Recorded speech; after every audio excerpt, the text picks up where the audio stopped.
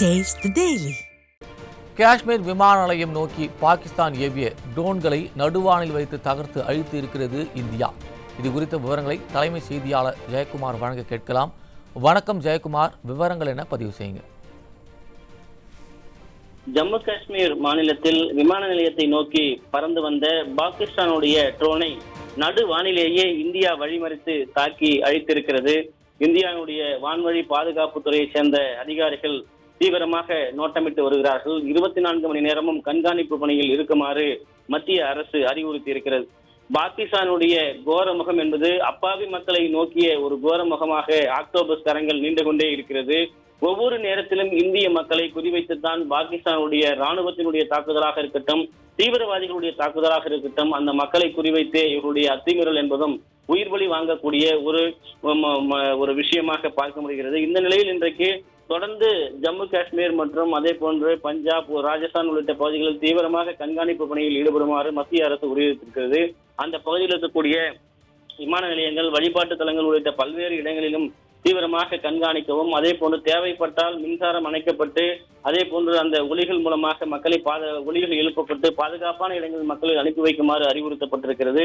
இந்த நிலையில் நேற்றைக்கு ஒரு விமானம் பறந்ததை வான்வழி தாக்குதலாக இந்தியாவுடைய பாதுகாப்பு துறை சேர்ந்த வான்வழி பாதுகாப்பு அமைப்புகள் அதனை சுட்டு வீழ்த்தி இருக்கிறது. தொடர்ந்து 2 பெண்கள் அதே போல 5 குழந்தைகள் உட்பட 16க்கும் மேற்பட்ட அப்பாவி பொதுமக்களை பாகிஸ்தான் ராணுவமே சுட்டு வீழ்த்தி இருக்கிறது. தொடர்ந்து இந்தியா, அதாவது ஆபரேஷன் சிந்தூரை தொடர்ந்து நாங்கள் அந்த பாகிஸ்தான் மீதான பதிலடி கொடுத்து வருவதாக தெரிவித்திருக்கிறது. எல்லை பகுதியிலே தொடர்ந்து பாகிஸ்தானுடைய அத்துமீறல் நடந்து கொண்டிருக்கிறது. இந்த நிலையில் இந்தியாவின் மீதான பாகிஸ்தானுடைய ராணுவத்தின் தாக்குதல் முயற்சியை இந்தியா மீண்டும் முறியடித்திருக்கிறது என்றுதான் சொல்ல வேண்டும். பாகிஸ்தானுடைய ட்ரோன் தாக்குதல் முறியடிக்கப்பட்ட நிலையில் ஜம்மு காஷ்மீர் முழுவதுமாக உஷார் நிலை ஏற்படுத்தப்பட்டிருக்கிறது.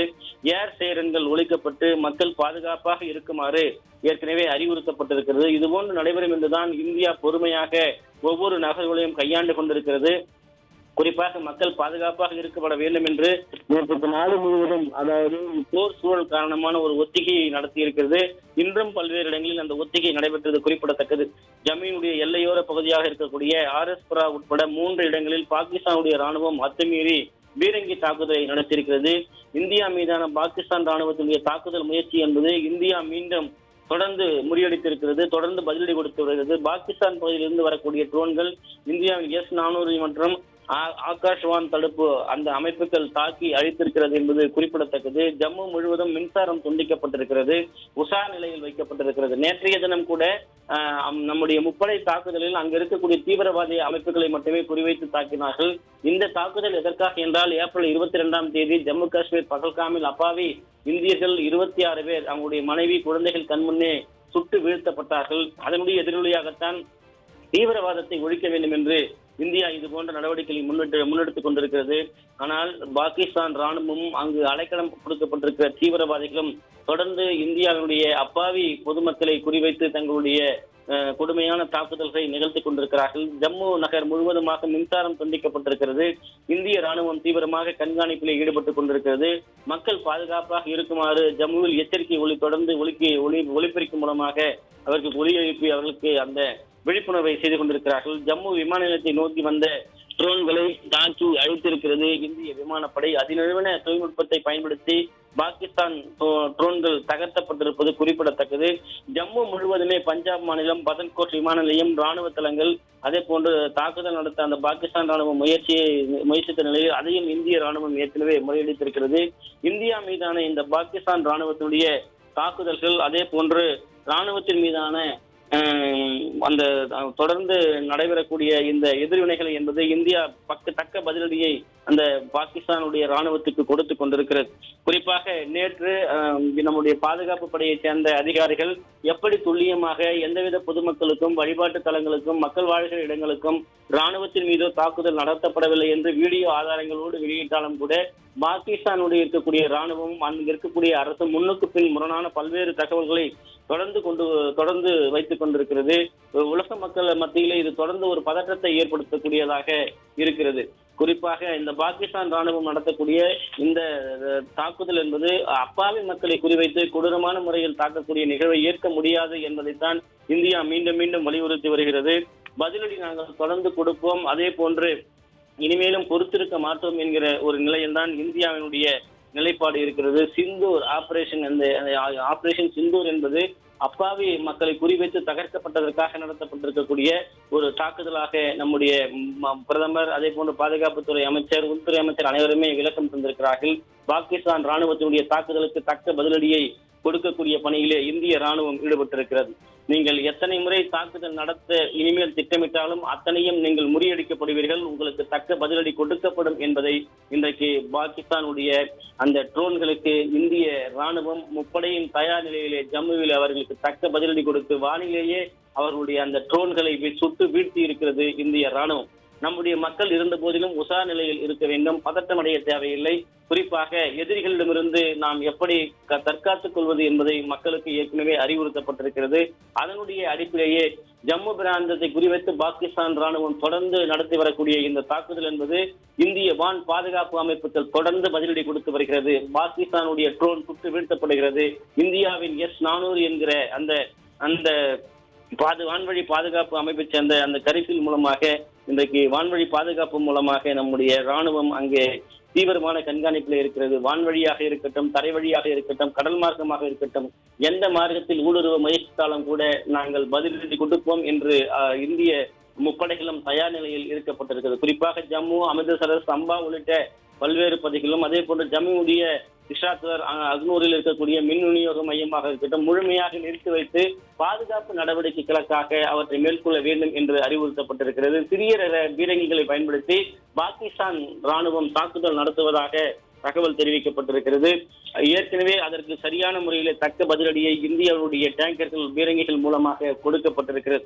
இந்திய எல்லையில் தாக்குதலை இந்திய ராணுவம் தொடர்ந்து ஒரு அச்சுறுத்தலை ஏற்படுத்தும் விதமாக பாகிஸ்தான் கொடுத்துக் கொண்டிருக்கிறது. அதற்கு இந்திய ராணுவம் தக்க பதிலடியை கொடுத்துக் கொண்டிருக்கிறது. ஜம்மு பிராந்தத்தை குறிவைத்து பாகிஸ்தானுடைய இந்த கோர முகம் என்பது ஒவ்வொரு அப்பாவி மக்களுக்கும் தொடர்ந்து அச்சுறுத்தி தள்ளக்கூடியதாக ஜம்முவை பதக்கத்தோடு வைத்திருக்கக்கூடிய ஒரு நிலையை ஏற்படுத்திக் கொண்டிருக்கிறார்கள். அதற்காகத்தான் இந்தியா தொடர்ந்து இந்த பதிலடியை கொடுத்துக் கொண்டிருக்கிறது. தாக்குதல் முயற்சி ஒவ்வொன்றும் முறியடிக்கப்பட்டுக் கொண்டிருக்கிறது. இனிமேலும் இந்தியா பொறுத்து கொண்டு இருக்காது. ஆபரேஷன் சிந்தூர் அதனால்தான் தொடர்ந்து செயல்பாட்டில் இருக்கிறது இன்றைக்கு பாதுகாப்புத்துறை அமைச்சர் ராஜ்நாத் சிங், அதே போன்று நம்முடைய மத்திய அமைச்சராக இருக்கிற கிரண் ரிஜிஜு ஆகியோர் எல்லாம் பேட்டி அளித்திருந்தார்கள். தொடர்ந்து ஜம்மில் இருக்கக்கூடிய அக்கனூர் உள்ளிட்ட பல்வேறு ஊர்களில் இருக்கக்கூடிய மக்களுக்கு சைரன் மூலமாக நம்முடைய பாதுகாப்புத்துறையை சேர்ந்த அதிகாரிகள் ஒலிபெருக்கி மூலமாக சைரன் மூலமாக இந்த ஆபத்துக்களை விளைவிக்கக்கூடிய ட்ரோன்களை அவர்கள் விடுவிக்கிறார்கள். எனவே பாதுகாப்பாக இருக்கும்படி அவர்களுக்கு அறிவுறுத்தப்பட்டிருக்கிறது. தொடர்ந்து பாகிஸ்தானுடைய இந்த கோரமுகம் என்பது 2000 ஆண்டு 21 மார்ச் அன்று அந்த அனந்தா என்கிற பகுதியிலே 36 பேர் கொல்லப்பட்டிருக்கிறார்கள். ஆகஸ்ட் மாதம் 2024 பேர், ஜூலை 2001 13 பேர், 2002 ஏறக்குறைய 11 பேர், 2004 மார்ச் 24 24 பேர், 2019 புல்வாமாவிலே CRPF வீரர்கள் 40 பேர், 2025 ஏப்ரல் 22 நம்முடைய பகல்காமிலே 26 அப்பாவி மக்களை கொன்று குவித்திருக்கிறார்கள். ஒரு இரத்த வெறியோடு பாகிஸ்தானுடைய ராணுவமும் அவர்கள் அடைக்கலம் கொடுத்திருக்கக்கூடிய தீவிரவாத அமைப்புகளும் செயல்படுவது என்பது ஏற்றுக்கொள்ள முடியாத ஒரு நிலைதான் இருக்கிறது. இன்றைக்கு நம்முடைய பாதுகாப்புத்துறை அமைச்சர் செய்தியாளர்களை சந்திக்கிற போது ஏறக்குறைய நாம் 9 இடங்களில் அந்த தீவிரவாத முகாம்களை குறிவைத்து தாக்கப்பட்ட அந்த தாக்குதலில் ஏறக்குறைய 100 பேர் உயிரிழந்திருப்பார்கள் என்று தெரிவித்திருக்கிறார்கள். ஆனால் பாகிஸ்தான் இன்று காலை அந்த பாதுகாப்புத்துறை அமைச்சர் கவாச் என்பவர் இதோடு இந்தியாவுடைய படை நிறுத்திக் கொள்ள வேண்டும் என்று தெரிவித்தார். நாங்களும் நிறுத்திக் கொள்வோம் என்று தெரிவித்தார். இந்தியா அமைதியாக இருக்கிறது. ஆனால் தொடர்ந்து 24 மணி நேரமும் இந்தியாவை சீண்டி பார்க்கக்கூடிய ஒரு நிலையை ஒரு பக்கம் அவர்கள் தொடர்கிறார்கள். மறுபக்கம் பசபசப்பு பேச்சுக்களை அவர்கள் சொல்லிக் கொண்டிருக்கிறார்கள். குறிப்பாக பாகிஸ்தானுடைய F-16 என்கிற விமானம் தற்போது சுட்டு வீழ்த்தப்பட்டிருக்கிறது. பாகிஸ்தான் விமானப்படையினுடைய F ரக 16 என்கிற அந்த விமானம் ஒன்றை சுட்டி வீழ்த்தி இருக்கிறது இந்தியாவுடைய ராணுவம்.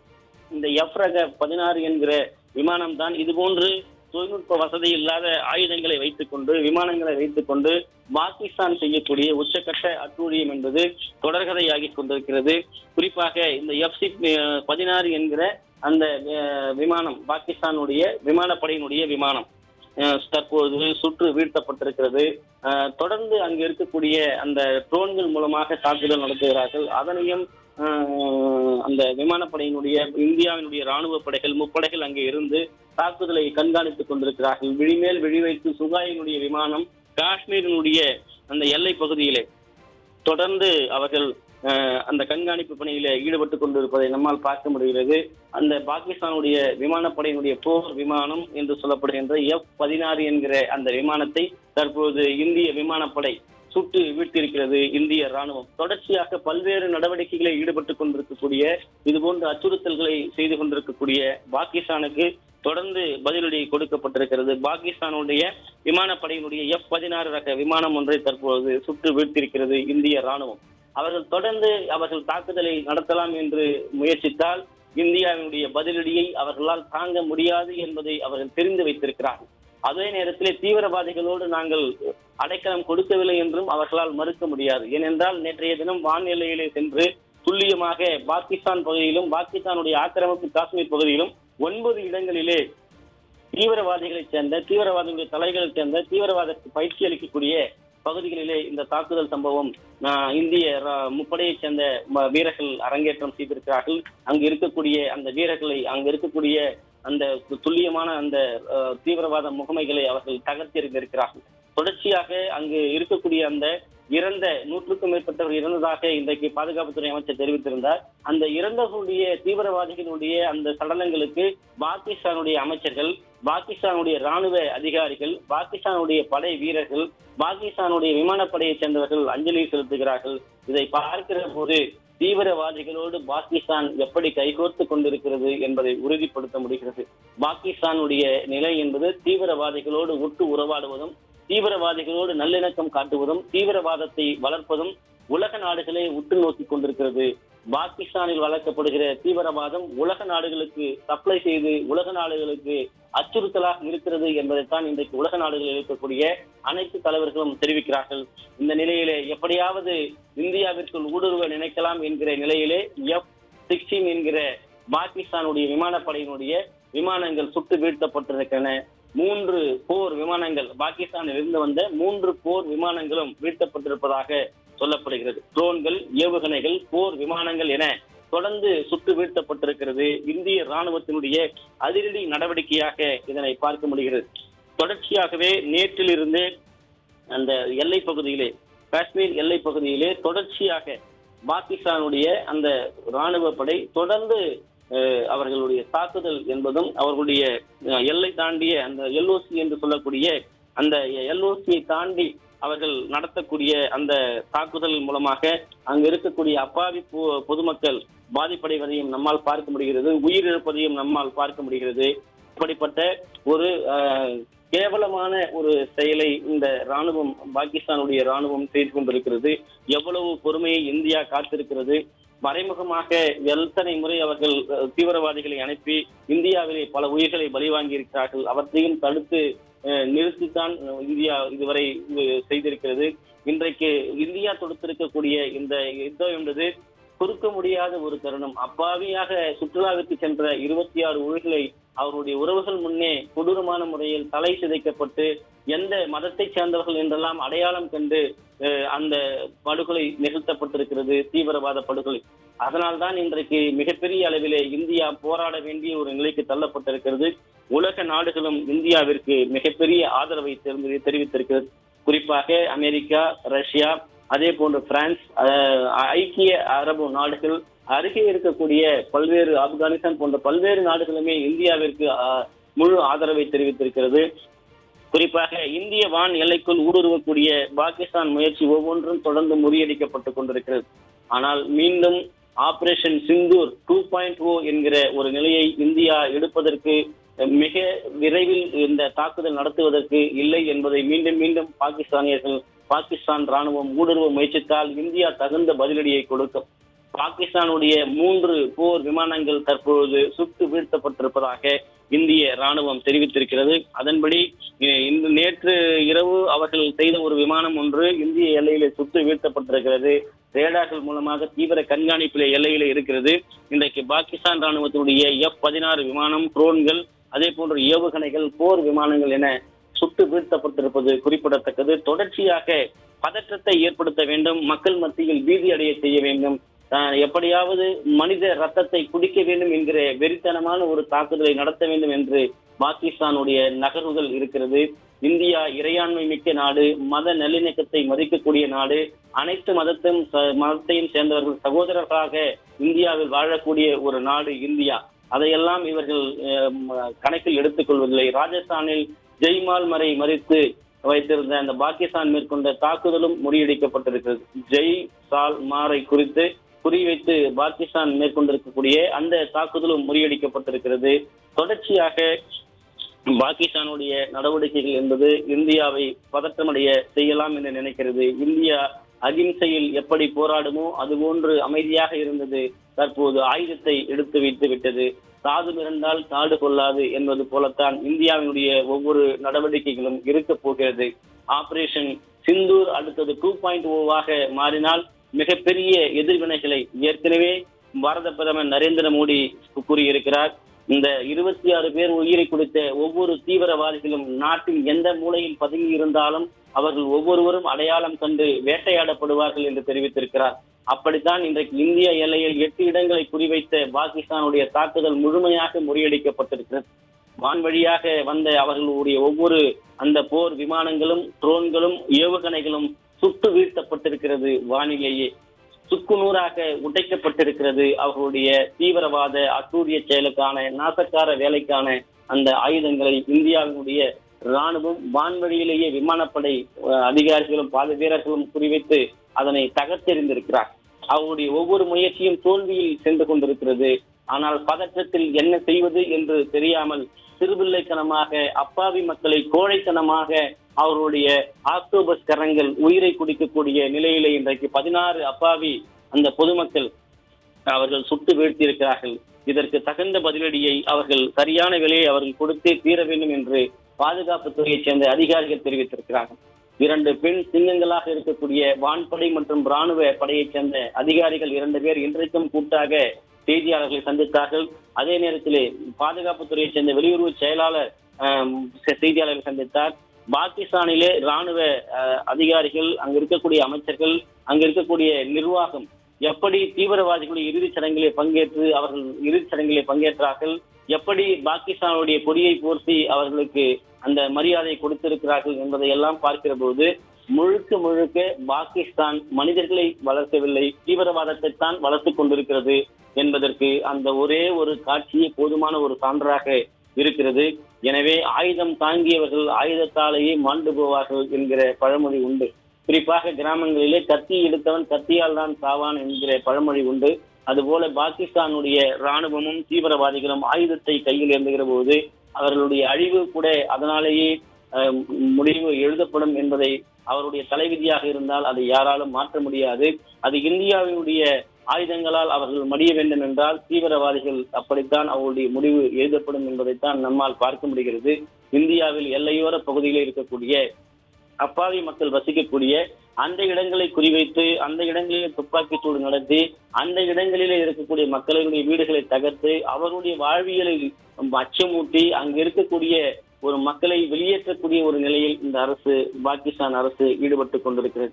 ஆனால் தொடர்ந்து அங்கு இருக்கக்கூடிய நமது ராணுவமும் அங்கு இருக்கக்கூடிய டேங்கர்களில் இருக்கக்கூடிய ஆயுதப்படை சார்ந்த வீரர்களும் அதே போன்ற வான்படையை சார்ந்தவர்களும் தொடர்ந்து கண்காணிப்பில் இருக்கிறார்கள்.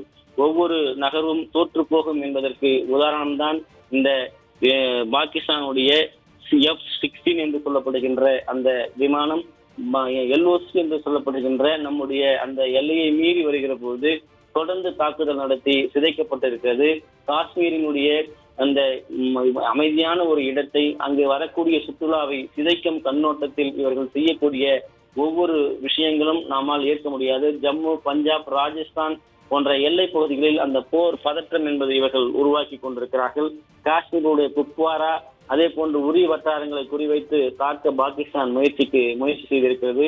அனைத்து முயற்சிகளும் தோல்வியிலே முடிந்திருக்கிறது. அதாவது இவர்களுடைய ஆயுதங்கள், இவருடைய பயிற்சி எந்த அளவிலே இருக்கிறது என்பதை ஏறக்குறைய 25,000 ராணுவ வீரர்களும் ராணுவ படையைச் சேர்ந்தவர்களும் தங்களுடைய பணியை ராஜினாமா செய்துவிட்டு போனதிலிருந்தே இவருடைய நடவடிக்கை எப்படி இருக்கிறது என்பதை பார்க்க முடிகிறது. பாகிஸ்தானுடைய உயர் ராணுவ அதிகாரிகள் அவருடைய குடும்பங்களைச் சேர்ந்தவர்கள் தனி விமானம் மூலமாக வெளிநாடுகளுக்கு தஞ்சம் அனுப்பிவிட்டு இங்கே போரிலே நிற்கிற நிலையை நம்மால் பார்க்க முடிகிறது. அப்படி இருக்கிற போது பாகிஸ்தானுடைய F-16 ரக விமானம், அதே போன்று JF-17 ரக விமானங்கள், 2 விமானங்கள் சுட்டு வீழ்த்தப்பட்டிருக்கிறது. அதே போன்று ட்ரோன் மற்றும் ஏவுகணைகள் சுட்டு வீழ்த்தப்பட்டிருக்கிறது. தொடர்ந்து அவர்கள் வைக்கக்கூடிய ஒவ்வொரு குறிகளும் நகர்வுகளும் முறியடிக்கப்பட்டிருக்கிறது. அதாவது இந்தியா 24 மணி நேரமும் கண்கொத்தி பாம்பாக எல்லையிலே செயல்பட்டுக் கொண்டிருக்கிறது. ஒவ்வொரு அதிகாரிகளுக்கும், வீரர்களுக்கும், அங்கே இருக்கக்கூடிய மக்களுக்கும், அங்கே இருக்கக்கூடிய மக்கள் கூடும் இடங்களுக்கும் ஏற்கனவே ஒரு போர் சூழ் ஒத்திகை நடத்தப்பட்டு அங்கு எப்படி தங்களை தற்காத்துக் கொள்வது என்றெல்லாம் தெரிவிக்கப்பட்டிருக்கிறது. எல்லையோரம் இருக்கக்கூடிய பஞ்சாப் பகுதியில் இருக்கக்கூடிய மக்கள் இன்று காலையிலேயே அந்த பகுதியிலிருந்து வெளியேறுவதற்கும் அறிவுறுத்தப்பட்டிருக்கிறது. தொடர்ச்சியாக பாகிஸ்தானுடைய இந்த நாசக்கார ஒரு முயற்சியை இந்தியா தொடர்ந்து துல்லியமாக பதிலடி கொடுத்துக் கொண்டிருக்கிறது. நீங்கள் வானிலிருந்து கீழே இறங்க முடியாது என்பதை இந்தியா ஒவ்வொரு கணக்கிலும் காட்டிக் கொண்டிருக்கிறது. வானிலேயே உங்கள் கதையை நாங்கள் முடித்து விடுகிறோம் என்று வானில் பறந்து கொண்டிருக்கிற போதே அதனை துல்லியமாக தாக்கி அழித்துக் கொண்டிருக்கிறார்கள். அப்படித்தான் நம்முடைய இந்திய ராணுவத்தினுடைய மிகப்பெரிய வீரம் செறிந்த வீரர்களாக, வீரம் தெரிந்த படை வீரர்களாக முப்படையைச் சேர்ந்த வீரர்கள் இன்றைக்கு பாகிஸ்தானுக்கு தகுந்த பாடத்தை புகட்டிக் கொண்டிருக்கிறார்கள். நீங்கள் எவ்வளவு ட்ரோன்களை அனுப்பினாலும் சரி, எத்தனை ரடார்களை அனுப்பினாலும் சரி, எத்தனை போர் விமானங்களை அனுப்பினாலும் சரி, எத்தனை தற்கொலை படை தாக்குதல் வீரர்களை எல்லை வழியாக அனுப்பினாலும் சரி, சுட்டு வீழ்த்துவோம் என்று இன்றைக்கு எல்லை வழியாக ஊடுருவ நினைத்த ஒரு பாகிஸ்தானியரை, ஒரு தீவிரவாதியை இன்றைக்கு சுட்டு வீழ்த்தியிருக்கிறார்கள்.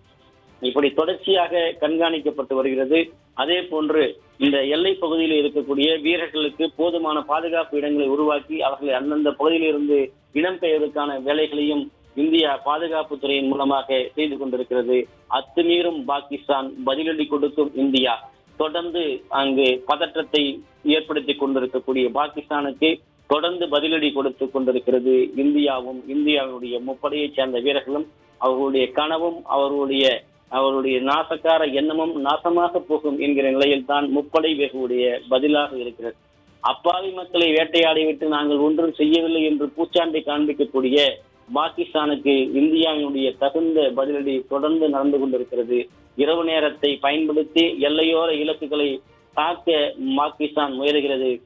இரவாக இருந்தாலும் சரி, பகலாக இருந்தாலும் சரி, புயலாக இருந்தாலும் சரி, மழையாக இருந்தாலும் சரி, இந்தியாவுடைய வீரர்கள் உங்களை உள்ளே விடமாட்டார்கள் என்பதை இன்றைக்கு முப்படை வீரர்களும் அங்கு கண்கொத்தி பாம்பாக இருந்து வானிலே பறந்து வரக்கூடிய பாகிஸ்தானுடைய போர் விமானங்களையும், பாகிஸ்தானுடைய ட்ரோன்களையும், ரேடார்களையும் சுற்றி வீழ்த்திக் கொண்டிருப்பது குறிப்பிடத்தக்கது. விவரங்களுக்கு நன்றி ஜெயக்குமார்.